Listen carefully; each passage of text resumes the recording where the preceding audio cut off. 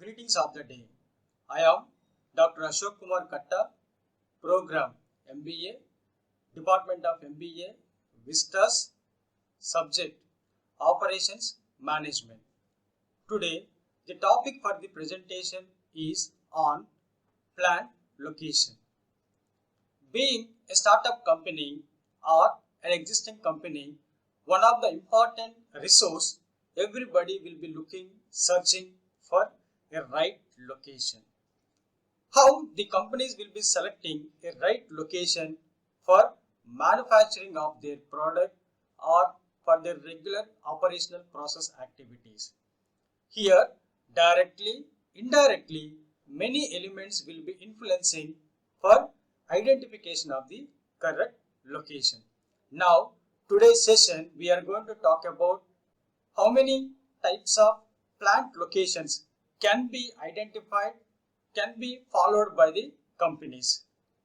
We'll see next one, plant location or the facilities location. Before we are going to select a location, you should have certain things in your mind. In the name of, we are going to select the location for long-term forecasting, because no one will not start their business or by their organization for the short run. When you are started in the long run purposive, you have to be very clear to participating certain things. The plant location should be based on many other factors, directly or indirectly. It may be on the expansion policy of the organization, diversification of many other domains. Here, being selection of a location, we have to be consider important element of raw material, where it is available. If you are starting a particular plant in a location, you have to be understood how optimally you are going to get advantages as well as future scope of the location also to be considered by the institutions. Need for selecting a suitable location. The important thing is how you are going to select a particular location for establishment of your plant. Here we can able to find out three important questions. First one, whether you are going to start your plant by the first time or it is an existing organization. If you are looking for internationalization of your plant products, what you supposed to do? First one, in case you are choosing that location as a first time to start your organization, you must be understood in all over the globe, India is in second place for startups, when there is a huge growth of the youth also in the country. So there is high level of importance for entrepreneurial development aspect as well as intrapreneurial. You can go for a company as a job holder, you can gain the knowledge how the organization is functioning. Relatively, you can able to start your institutions. But whatever the product, whatever the choice you have, first of all, you should be identify the correct location. Here, first you need to go for identification of the region. In what location you are going to start your plant. Mostly the business people prefer to start their plant at the special economic zones, because after manufacturing their product, they can transfer it to the multiple locations. They will be have a look on that whether we have roadway facility, railway facility, port, airports, like that. They will be observing, because once they manufacture the product, they are going to deliver to the all over the globe. So like this, many aspects they will be identifying. Second important thing is they should be focused on 360-degree level of dimensions. Not only identification of a location is a prime objective for them. When you are identifying a particular location, you should know where the raw material is available or not. Why we are specifically talking about the raw material? Raw material is an important input resource. Frequently, there is a supply of raw material, which means your transportation cost is going to be raised. when you start your plant far away to the where the material is available. So the companies will be talking and focusing about where it is availability of the raw material, nearby location, they will show interest to establish their plants. Second one, nearness to the market. Once we manufacture the product, directly, indirectly, that has to reach to the market only. Establishment of your plant, nearness to the market, all the time, it is the greatest advantage for the companies. Third important thing is power facility. As we know very well, without an EB facility, the machines cannot be run. If the machines are not working, it is not in a position to manufacturing of the product. We need to get approvals from the electricity board for having a necessary things at your plant. Here, we need to be understood the permission to get from the EB, it is not an easy task. There should be a certain formalities. Relatively, they will be granting necessary permissions for establishment of transformers, etc. at the plant location. Transportation.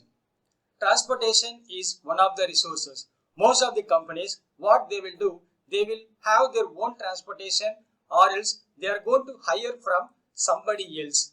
They will be calculating per year how many cargoes or how many vehicles they are using and how much of amount they are paying. Relatively, they will be come up with should I hire or to go for EMI method to buying of the transportation facilities also. Government policies. Every year the government in the budget they will be allocating certain amount for the development of industrial sector. When your business also to be comes under those particular sectors, then definitely you are going to get subsidies from the government. You are going to be enjoying much more benefits through the government. Even not only by the state government, many venture capitalists, investors, many central government projects also to be helpful for to set up to develop of your business. During the COVID time also we found that MSME was sanctioned hundreds of crores, thousands of crores for new startups as well as small and medium scale industries development. Labor. In India is only the country having highest number of youth. When we have n number of youth in the country, it is easy to materialize their efficiency for manufacturing of the product. Of course, employees is one of the important resources of the organization. If you are using their efficiency, then your organization will go for a new heights. Taxes. Here in the government also will be giving a tax exemption for certain institutions, certain companies in the name of whenever you started your company in the backward area for the 10 years, you need not to pay single rupee to the government.